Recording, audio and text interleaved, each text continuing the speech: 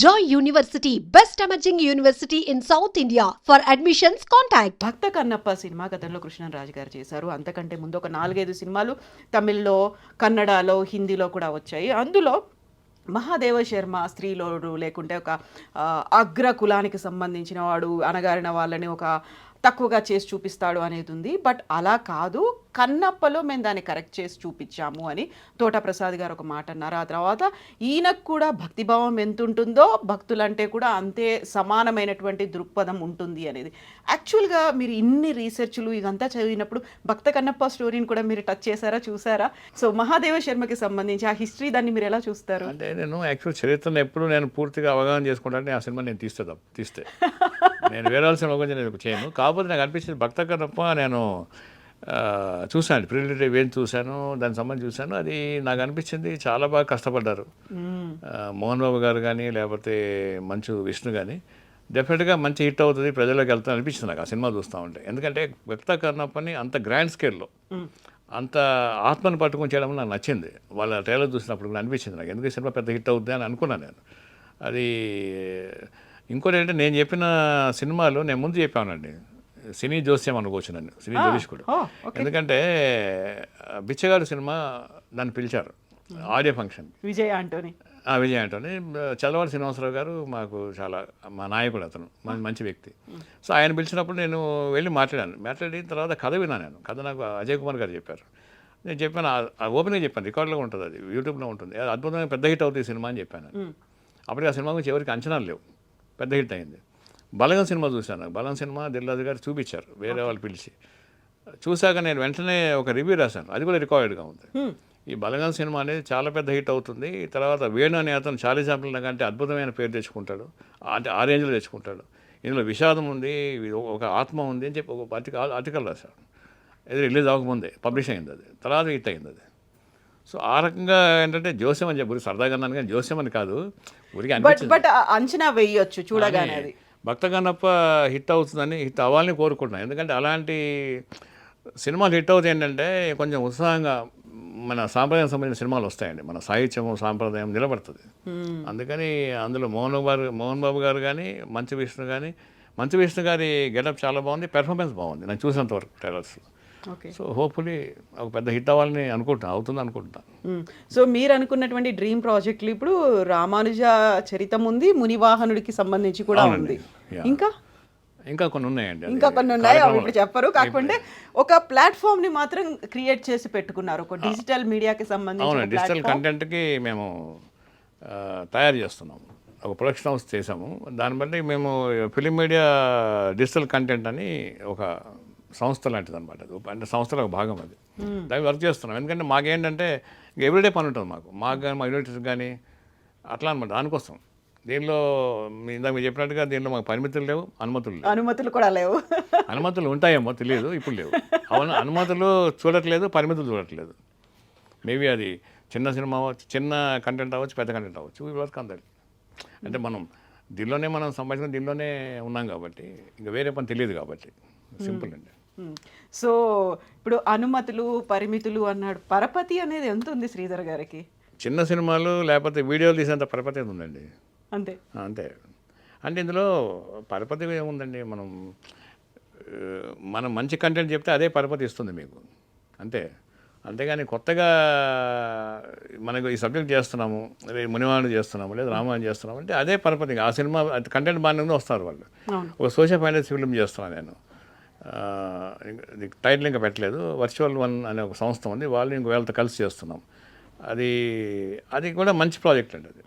అది ఆ కంటెంట్ చూసి వచ్చారనమాట వాళ్ళు. సో అందుకని కంటెంటే పరపతి.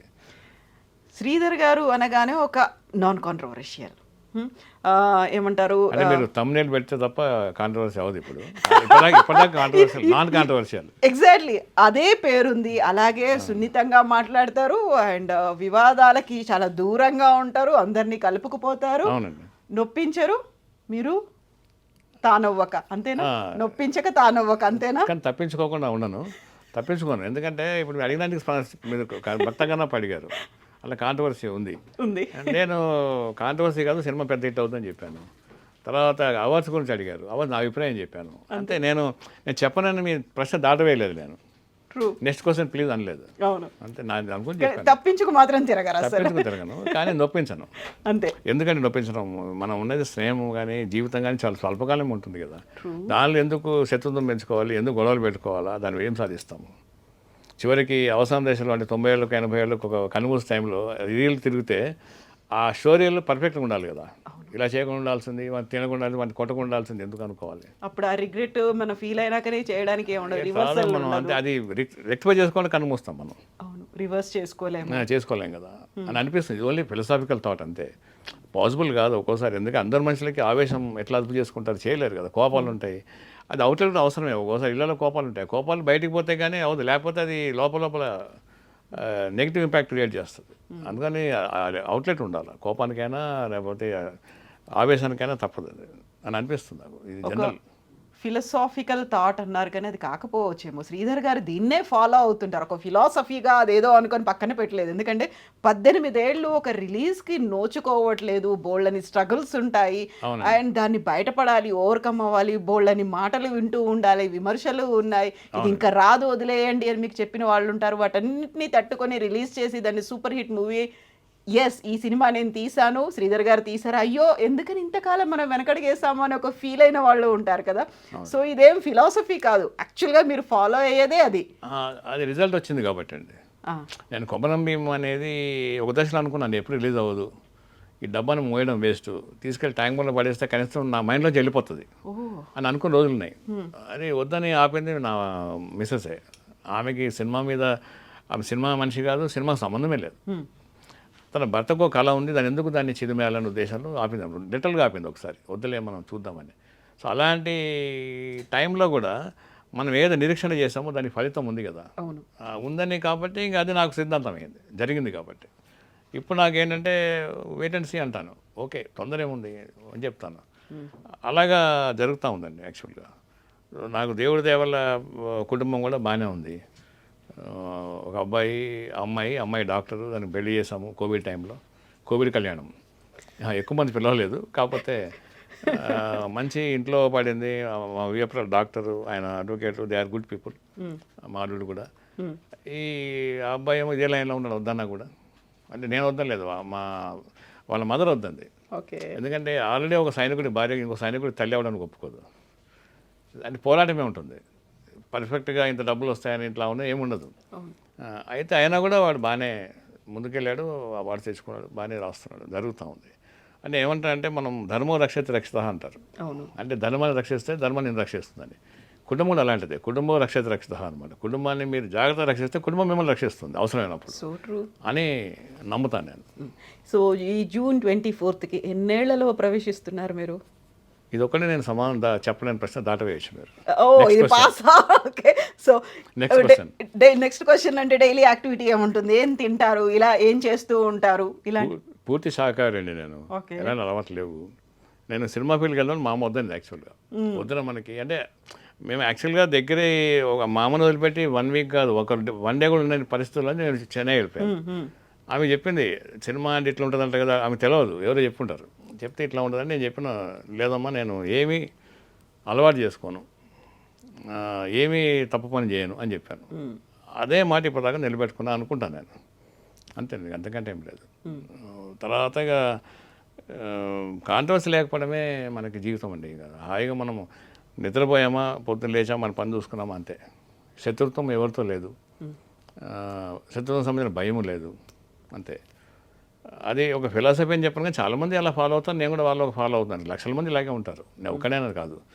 చాలామంది నిరాడంబరంగా, నిర్వికారంగా, నిరాపేక్షగా, ఆపేక్షతో సహా కూడి జీవితం గడుపుతూ ఉంటారు. జీవితం సైలెంట్గా వెళ్ళిపోతూ ఉంటుంది.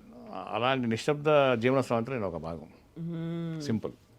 సో ఇలాగే మీరు సింపుల్ అనుకున్నప్పటికి కూడా ఆనందంగా, ఆరోగ్యంగా మీ లైఫ్ని కంటిన్యూ చేయండి. అండ్ మీరు అనుకున్నటువంటి డ్రీమ్ ప్రాజెక్ట్స్ని తొందరలోనే కంప్లీట్ చేసుకోండి. We will be waiting for those projects అండి. Thank you so much. నమస్తే అండి, నాకు అవకాశం ఇచ్చిన ఐ డ్రీమ్, తర్వాత మీకు నన్ను పిలిపించిన మా మిత్రులందరికీ కూడా నేను చాలా సంతోషంగా ఉన్నాను, చాలా ఆనందంగా ఉన్నాను. Thank you so much Sridhar గారు. Thank you.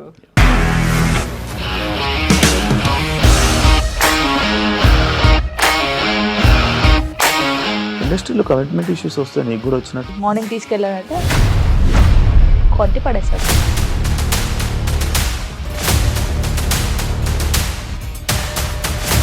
ఒక్కళ్ళు కూడా చూడలేదు ఈ సినిమా అని చెప్పడానికి కూడా చాలా ధైర్యం కావాలి. అది నిజం కదా, దాంట్లో ధైర్యం ఏంటి? ఇది నెక్స్ట్ డే ప్లేట్ మార్చేస్తే తప్పు కదా. As of now we are comfortable this అని నేను అనుకుంటున్నాను. రష్మిక గారిది మీది ఒకే ఊరంట కదా?